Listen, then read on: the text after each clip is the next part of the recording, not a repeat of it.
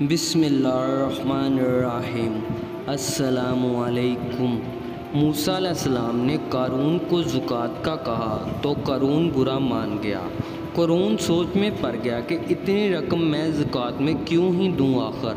क़ारून ने ज़कात से बचने के लिए औरत को पैसे दिए कि तुम मूसा अलैहिस्सलाम पर इल्ज़ाम लगाओ कि इसने मेरे साथ गलत काम किया है। मूसा अलैहिस्सलाम एक मजमे में लोगों से वज़ फरमा रहे थे कि वहाँ वो औरत भी पहुँची।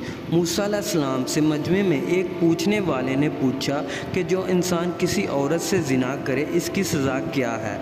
मूसा अलैहिस्सलाम ने फरमाया, अगर वो इंसान शादीशुदा है तो इसको पत्थर मारकर कत्ल किया जाए। इसने कहा, ये औरत कुछ कहना चाहती है। इसने औरत को खड़ा किया। मूसा अलैहिस्सलाम ने कहा, क्या कहती हो बीबी, क्या मसला है आपका। इसकी नज़र पड़ी नूरे नबूवत पर तो इसने कहा, मैं कुछ नहीं कहती, क़ारून ने मुझे पैसे दिए थे कि आप पे बदकारी का इल्ज़ाम लगा दूँ। मूसा अलैहिस्सलाम फ़ौरन सजदे में गिरे।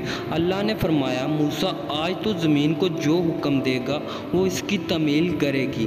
मूसा अलैहिस्सलाम जलाल में खड़े हुए और ज़मीन को कहा, पकड़ो इसे। जब ज़मीन ने एकदम क़ारून को खींचा और पैरों तक ज़मीन में चला गया तो क़ारून ने कहा, है मूसा मुझे माफ़ करो। मूसा अलैहिस्सलाम ने कहा, इसको और पकड़ो कि ज़मीन ने इसको मज़ीद खींचा और पेट तक चला गया।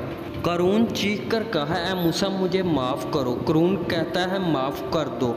मूसा अलैहिस्सलाम कहता है, और पकड़ो, और यूँ ज़मीन ने इसको पूरा खींच लिया। कुछ वक्त बाद अल्लाह ने जिब्राईल अलैहिस्सलाम को ज़मीन पर भेजा।